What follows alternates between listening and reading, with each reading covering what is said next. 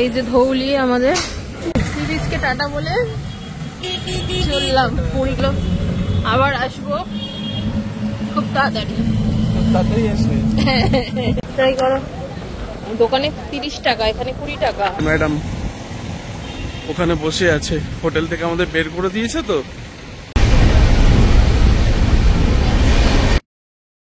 Good morning. এই তো এলাম, বাড়ি যাওয়ার টাইমও হয়ে গেল। সমস্ত লাগেজ গোছানো হয়ে গেছে, এবার বাড়ি যাওয়ার পালা। মনটা সত্যি কেমন একটা করছে। ঠিক আছে, কেমন লাগছে? কি করবেও বুঝতে পারছে না। কেন জলটা হাতে নিয়ে নাও, জলটা হাতে নিয়ে নাও। ওর ভেতর ঢোকাচ্ছ কেন? এটা তো প্রচুর ভারী, ব্যাগটা যদি ছিঁড়ে যায়। বেরোবার টাইম 6:30। কখন থেকে সবাই তাড়া দিচ্ছে।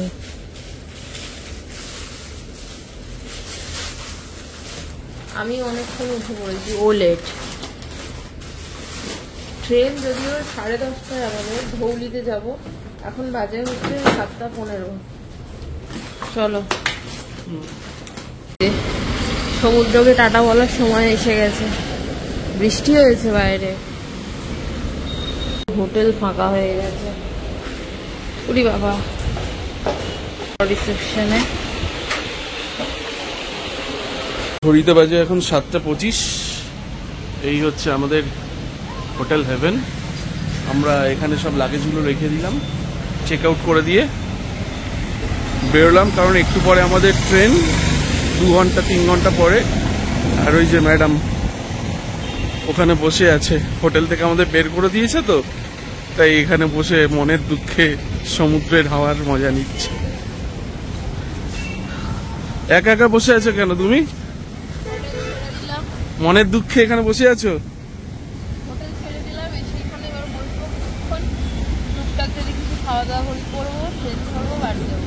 তাই কত ভিড় ছিল, কত ভিড় ছিল।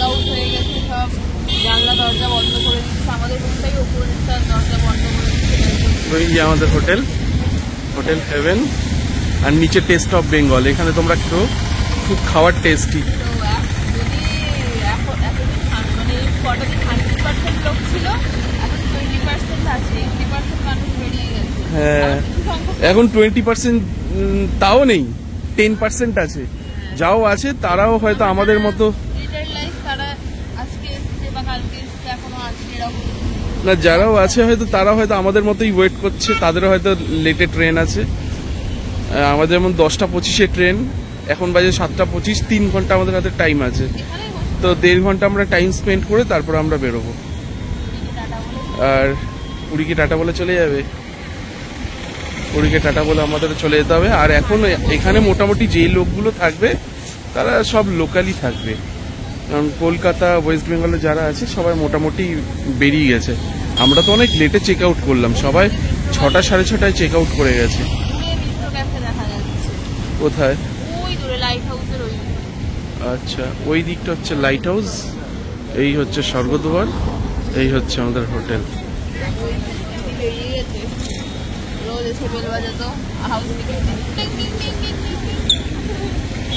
আজকেও বাজিয়েছে। ঠিক আছে, আমরা একটু বসে হাওয়া খাই। হাঁটতে হাঁটতে প্রায় আমরা লাইট হাউসের দিকে দেখো চলে এসেছি। আর আমি কয়দিন ধরেই ভাবছি নৌকাগুলো গেল কোথায়। আগে তো নৌকাগুলো বিচে আসতো, তো হাঁটতে হাঁটতে হঠাৎ এই দেখো দেখতে পেয়েছি। তাই আমরা লাস্ট টাইম যখন 4 বছর আগে এসেছিলাম তখন স্বর্গদ্বারের ওখানটায় নৌকাগুলো আসতো। এখন মনে হয় এদের জন্য দূরে করে দিয়েছে। যে এই দেখো মাছ, মাছ ধরেছে। কি মাছ এগুলো? ইলিশের বাচ্চা। 100 টাকা করে। কি মাছ দেখি? ইলিশের বাচ্চা এগুলো? কি মাছ এগুলো? পায়রা চাঁদা, পায়রা চাঁদা। খাও তোমরা এগুলো। ভিড় দেখো, মাছ কেটে দিচ্ছে নাকি? সব ওই এক মাছ সেম। হ্যাঁ, এত কষ্ট করে গিয়ে এই মাছ পেয়েছে। দেখি কি আছে, সেম মাছ না? কালারিং পাথর।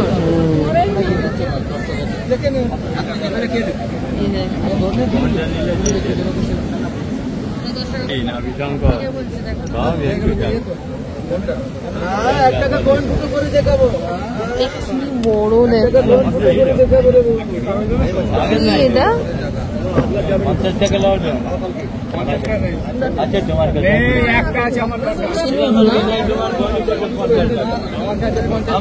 মাছ কেটে আবার কিনে কিনে কাটছে, কাটিয়ে ফ্রেশ করে নিয়ে যেতে পারবে। সব রকমই ব্যবস্থা আছে, জানতাম না।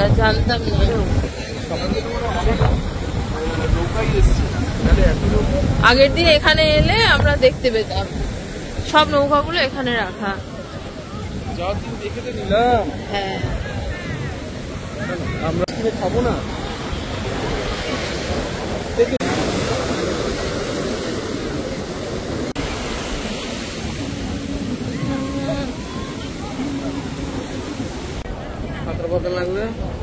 ডায়মন্ড আছে আমার কাছে।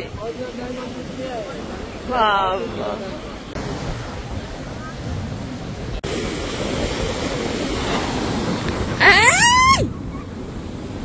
বললাম না ছেড়ে দাও।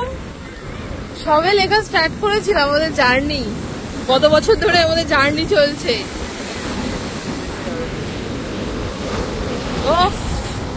হ্যাঁ,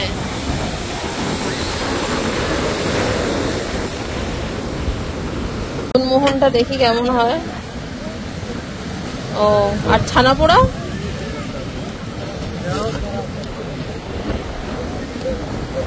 কত করে? ছানা পোড়া একটা দাও।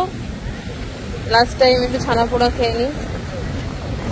আসলো দাদা, ফোনই করলো। তো দিন ভালো যাক, ট্রাই করো। দোকানে 30 টাকা, এখানে 20 টাকা। না, ওখানে 100 গ্রাম। 100 গ্রাম হচ্ছে তোমার 30 টাকা। এখানে 100 গ্রাম নেই। এখানেও দোকানে যতটা নিয়েছি ততটাই, দোকানে দাম বেশি। Same test, different.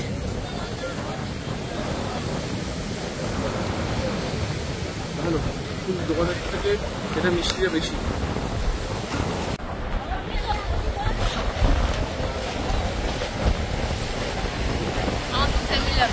সেমই লাগছে আমার তো, দোকানের থেকে এটা বেশি মিষ্টি মনে হচ্ছে। পুরীর বিখ্যাত ছানা পোড়া। হয়ে গেল বৃষ্টি, এই রোদ, এই মেঘ, এই বৃষ্টি। এই মাসটাই এরকম। আজকে আমরা ব্রেকফাস্টে খাবো হচ্ছে ধোসা, ঠিক আছে? ওরটা এখনো দেয়নি।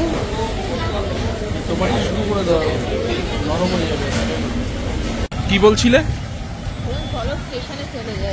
চলো স্টেশনে চলে যাই। এতক্ষণ বাদে তোমার মনে পড়েছে? 10:25 ট্রেন, এখন বাজে 9টা বাজতে 10 মিনিট বাকি। তাই জন্য আমি তাড়াহুড়ো করছি। আজকে ধোসাটা খুব ভালো খেলাম। হ্যাঁ ঠিক, এবার গিয়ে কলকাতার ধোসা খাবো। ঠিক আছে চলো। সি বিচকে টাটা বলে চললাম, পুরীকে টাটা বলে চললাম। ব্যাগপত্র নিয়ে নিয়েছি, লাগেজ নিয়ে নিয়েছি, টোটো নিলাম একটা। কত বলেছে? 150 টাকা। এখান থেকে চলো, আবার আসবো খুব তাড়াতাড়ি। তাড়াতাড়ি আসবে, ঠিক আছে।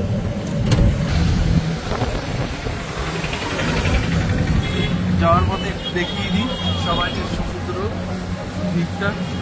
আর এই পারেও লোকেরা রেডি সব বেরোবে বলে।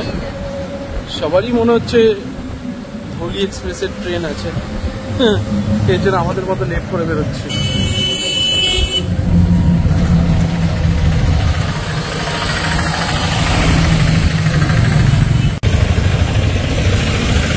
দাও, চলেও এলাম স্টেশনে। দেখো ট্রেন দিয়ে দিয়েছে বন্ধুরা, বিশাল বড় ট্রেন, ধৌলি এক্সপ্রেস দিয়ে দিয়েছে। ঠিক আছে আজুবা, হ্যাঁ খাজাও অনেক ভারী। ধৌলি, এই যে ধৌলি আমাদের, সবই ঠিক আছে, বাট এসি পেলাম না গো। এই গরমে রোদে পুড়ে পুড়ে যেতে হবে পুরী শালিমার। D6 আমাদের 101, 102, হাঁপিয়ে গেছি।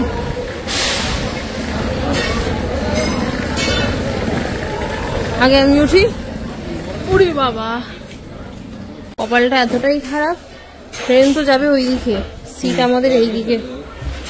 ও হাওয়া পাবো না, না হাওয়া পাবো না।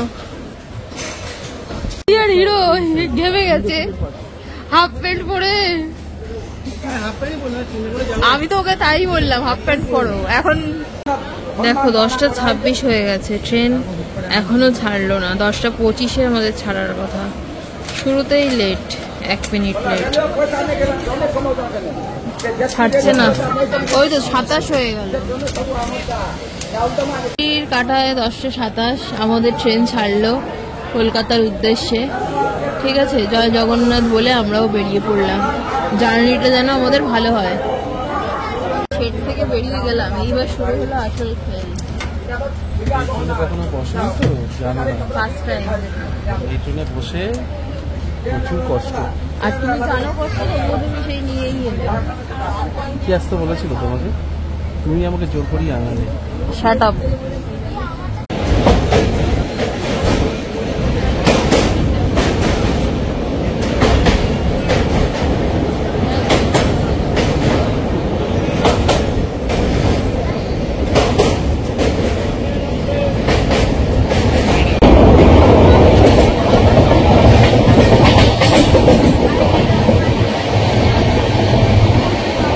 কাটা এখন 3:16, 7:30 তো নামবো।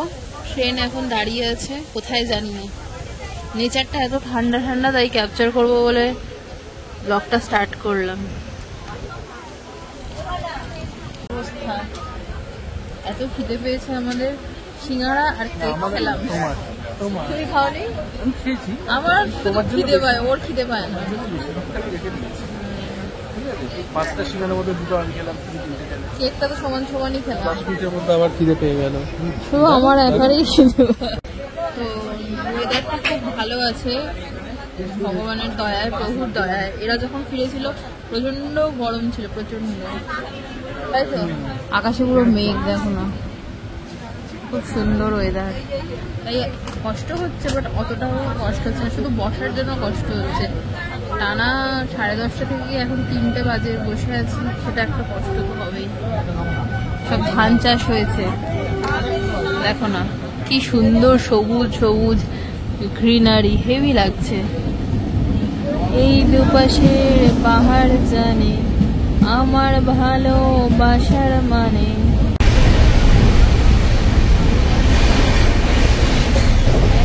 কত মিনিট? 1.5 ঘন্টা।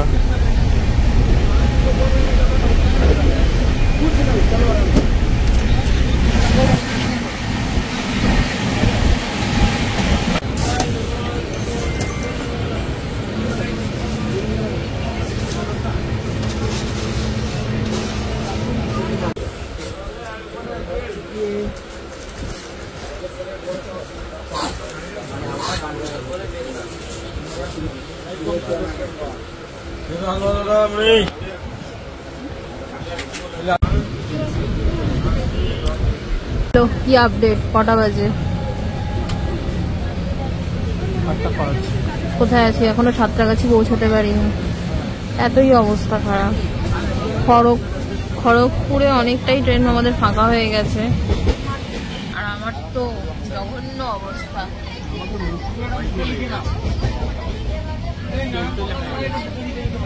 আজকে 11টার আগে বাড়ি পৌঁছাতেই পারবো না।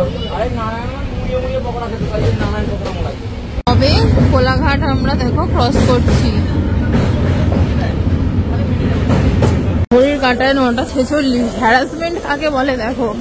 ট্রেন তোমার সাঁতরাগাছিতে আমাদের নামিয়ে দিল, তো এখান থেকে আমরা এবার কি করে যাব সেটারই ব্যবস্থা করতে হবে। সবার বাড়ি যাওয়ার তাড়া, কি অবস্থা। এগুলো সব জেনারেলের ভিড় মনে হয়। তাকাও তাকাও, এদিকে তাকাও। যে সামনে থাকে সে পেছনের লোককে ফলো করে, না যে পেছনে থাকে সে সামনের লোককে ফলো করে? আমাকে এটার উত্তর দাও।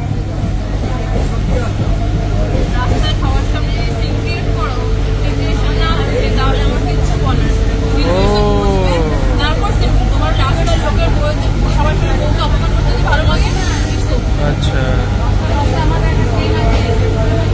তো এখন বাজে হচ্ছে 10:30, আর আমরা হাওড়া থেকে রওনা দিলাম বাড়ির উদ্দেশ্যে। কি সুন্দর আকাশটা লাগছে। ফাইনালি কলকাতায় ফিরে গেলাম।